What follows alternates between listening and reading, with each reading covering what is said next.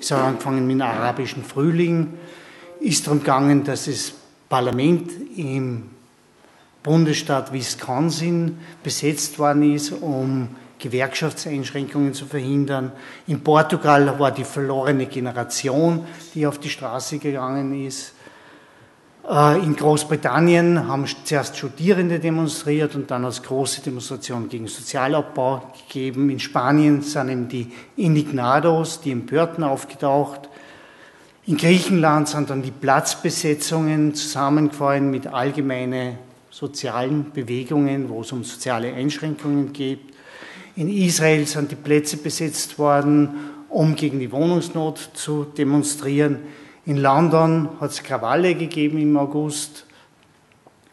Und schließlich im September war Occupy New York, wo schon ein bisschen, also einerseits wieder in einem Zentrum der Welt was passiert ist und auch der Fokus der Medien drauf gewesen ist.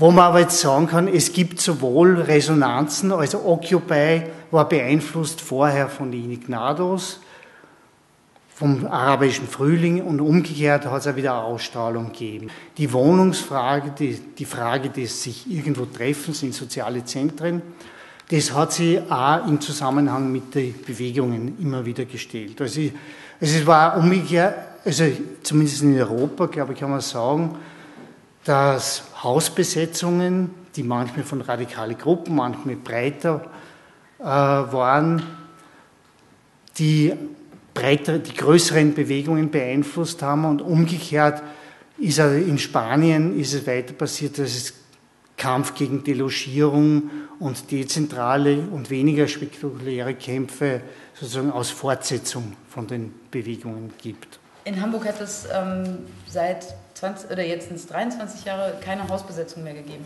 Das letzte Haus, was in Hamburg besetzt wurde, ist die Rote Flora. Das ist ein Objekt, das auch sehr zentral in der westlichen inneren Stadt liegt und nach wie vor besetzt ist. Und diese Stadt hat ein Trauma mit Hausbesetzungen, das ist die Hafenstraße, das sie auch bis zum heutigen Tag nicht überwunden hat, zumal einige Leute in der Verwaltung auch noch arbeiten, die damals schon mit der Hafenstraße zu tun hatten und das sitzt tief. Jetzt mache ich nochmal einen kleinen Sprung, damit man versteht, was ist das für eine Stadt Hamburg. Hamburg ist eine Hafenstadt, ist eine Handelsstadt und so funktioniert sie auch. Das ist die Prämisse, nach der sie funktioniert. Das sind Händler, das heißt, es wird sozusagen nach dem Markt und auch nach dem Ertrag und nach dem Profit geschaut und unter diesen Voraussetzungen werden die Entscheidungen getroffen. Das ist eine Stadt, die sozusagen schon 1982 einen Paradigmenwechsel unter Klaus von Dohnanyi vollzogen hat, hin zu einer sehr weitreichenden Privatisierung. Das ist eine Stadt, der nur noch 2009 nur noch das Wasser gehört hat. Alles andere, Krankenhäuser, Gas, alles war im Laufe der 90er Jahre verkauft worden oder teilweise auch schon in den 80ern und privatisiert worden. Wir hatten ein Atelier im Gängeviertel, wir waren 4 Leute und haben angefangen, uns clandestin sozusagen im Keller zu treffen, einmal in der Woche und haben so einen Call rausgegeben an die Stadt und das ganz vielen Menschen erzählt, dass wir uns dienstags immer treffen mit dem Ziel, sozusagen ein Netzwerk aufzubauen und mit dem Ziel, uns darüber zu unterhalten, in was für einer Stadt leben wir denn eigentlich und wem gehört sie denn, diese Stadt und wie kann das denn hier alles weitergehen? Und der Hintergrund war natürlich, dass unsere Tage dort auch gezählt waren. Klar war, okay, 2009 wird irgendwas dort passieren und dann müssen wir alle raus. Und wir ganz einfach nicht mehr wussten, wohin wir sollten. Die aktuellen Bewegungen heißt ja immer, sie sind irgendwas relativ Neues. Meiner Ansicht nach ist manches gleich geblieben oder hat sich nicht verändert. Also soziale Bewegungen versuchen immer Partizipation von vielen zu erzeugen. Also insofern sowas was basisdemokratisch oder Plenumsdiskussion, das war in jeder Bewegung. Der Unterschied ist, dass das jetzt in Spanien oder in Wien in der Uni-Brennt-Bewegung auch diskutiert wird.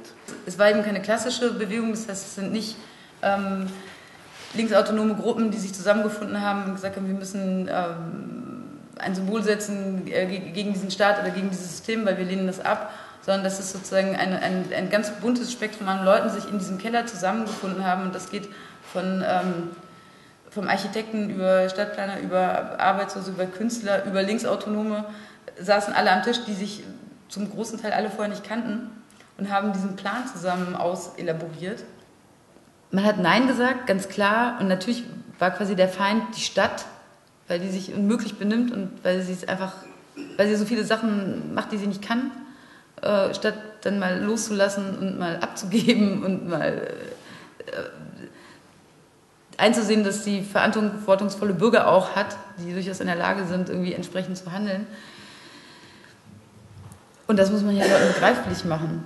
Wir hatten so eine Verwirrungsstrategie. Wir haben halt gedacht, okay, wir gehen da jetzt rein in diese Häuser, wir haben die ja aufgemacht und haben die ganze Stadt eingeladen. Und hatten dann zum Beispiel auch eine Ausstellung in einem der Gebäude, von dem wir wussten, das war eine internationale Ausstellung, aber im 4. Stock von der Fabrik. Also wir wollten auch, dass es ein Ort wird, wo sich jeder hintraut und wo keiner das Gefühl hat, ich darf da nicht hin, weil ich bin zu alt, ich bin zu jung, ich bin zu groß, zu klein, ich habe die falsche Haarfarbe oder irgendwas, sondern dass der wirklich offen ist. Ich glaube, dass in den letzten Jahrzehnten die Protestformen in Österreich, kann ich zumindest sagen, nicht mehr so ritualisiert ablaufen und teilweise also fantasievoller geworden sind. Also gerade diese Sprechblasen sind sehr viel auftaucht in der Bewegung gegen Schwarz-Blau. Und jetzt auch, dass man nicht die Konfrontation mit der Polizei sucht, sondern einfach dann woanders hingeht. Ja, oder man kann ja auch, oder wenn du einfach normale, gerade bei so Investoren, also in Hamburg ging es ganz viel um Raum und Wohnraum und diese ganze Investorennummer. Und dann kann man ja auch Veranstaltungen einfach, also wenn man dich erst informiert, wenn es sowieso schon aufgeflogen ist und alle Entscheidungen getroffen sind, sowas kann man ja auch sprengen, ohne dass man da sozusagen gewalttätig ist, indem man sozusagen einfach bleibt und sagt, nee, wir bestimmen jetzt aber den Ablauf von dieser Veranstaltung. Ne? Ich glaube, das ist ein ganz wichtiger Punkt, das ist eine andere Zeit und ich glaube einfach, dass die Problemlage sich teilweise verschoben hat. Also mir kommt einfach vor, ich glaube, damit können wir auch wieder vielleicht so eine gewisse europäische Ebene in den Fokus bekommen, dass es halt nicht mehr darum geht, politische Überzeugungen durch, ich sage jetzt mal Hausbesetzungen, Proteste nur auszudrücken, sondern es geht ganz klar auch um ganz konkrete Lebenssituationen, die nimmer durchführbar sind, wo einfach gewisse Lebensentwürfe momentan vom Scheitern stehen. Und das reicht sehr, sehr weit auch in bürgerliche Bereiche hinein und deshalb sind die Proteste auch von den gesellschaftlichen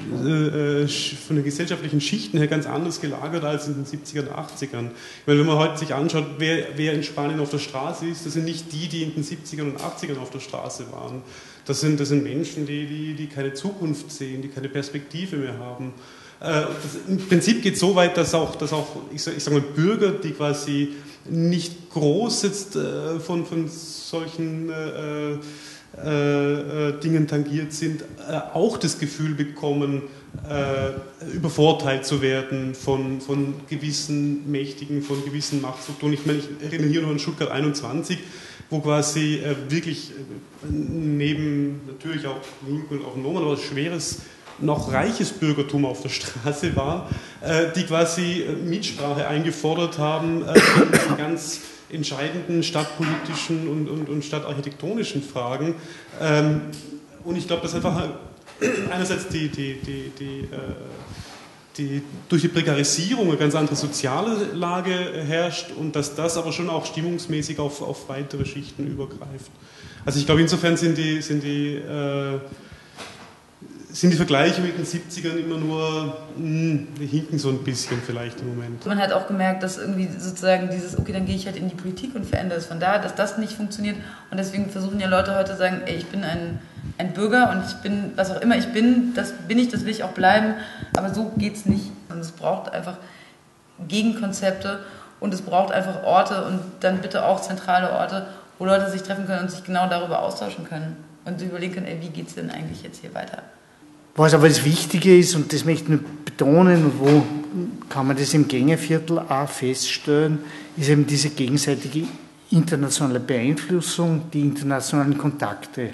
Es war ja so, in der Linken hat es in den 70er, 80er Jahren Internationalismus gegeben, dann auf einmal ist man eher auf das Lokale zusammengeschrumpft und jetzt gibt es aber wieder internationale Kontakte, internationale Diskussionen und immer gegenseitige Beeinflussung. Wie beurteilt ihr die Situation in Europa seit einigen Jahren? Ich meine, es ist ja nicht, dass es seit einigen Jahren Erstbesetzungen gibt, aber offensichtlich hat sich was geändert oder ist es intensiviert oder ist es einfach durch die sozialen Medien einfach mehr ins Bewusstsein der Leute gerückt? Wie stehen die Medien heute? In Österreich wissen wir wie es stehen, das ist schlecht, ne, weil wir keine Medienlandschaft haben.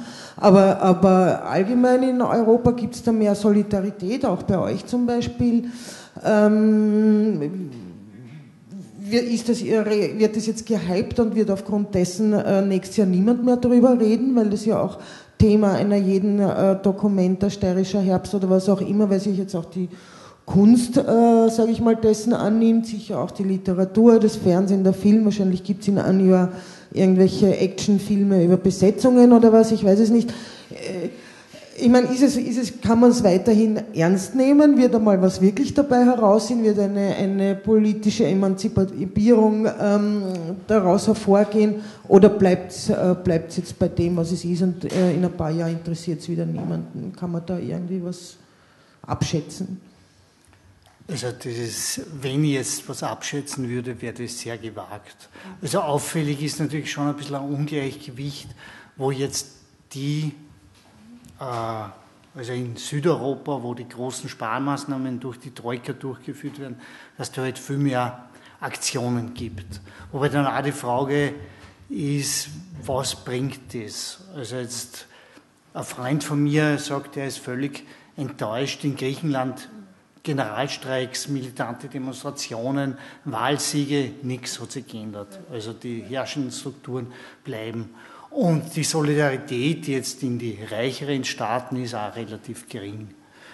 Zugleich habe ich aber schon das Gefühl gehabt, dass es 2011 einen Aufbruch gegeben hat oder jetzt überhaupt einen Zyklus, also ich setze ihn ein bisschen früher an und mit einem Höhepunkt 2011, was dann aber also ein bisschen weniger geworden ist, niedergegangen ist, aber teilweise auch, es war ja 1968 in Wirklichkeit auch so, dass das sehr stark medial im Fokus war und was nachher passiert ist, war gar nicht so wenig, nur war es halt nicht mehr so spektakulär, weil es dann Wiederholungen waren teilweise.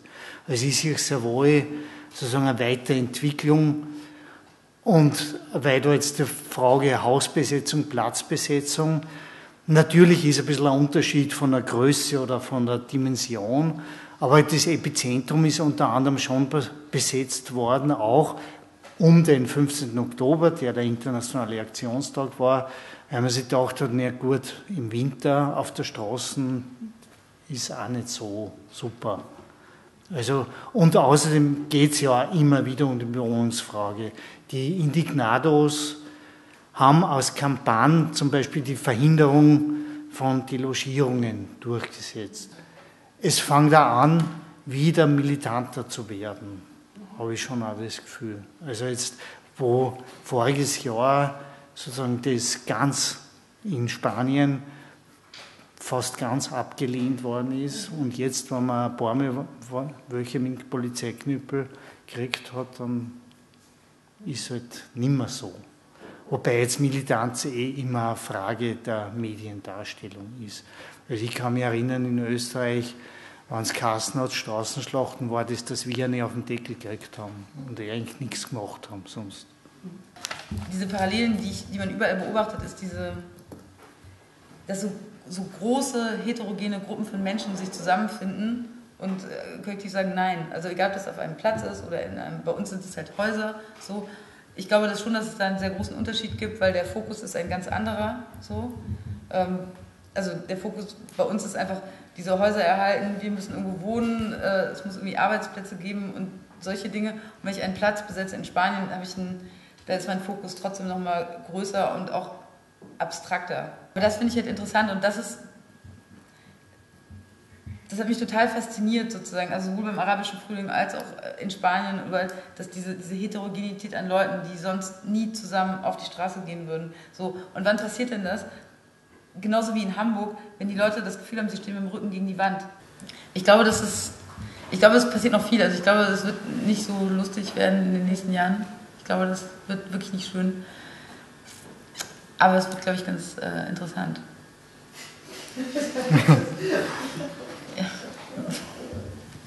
Also man hat ja keine Wahl, wir werden das ja alle erleben, außer wir bringen uns um. Also kann man ja versuchen, das auch mitzugestalten. Ne? Ich wäre jetzt dafür, dass wir die Diskussion informell weiterführen.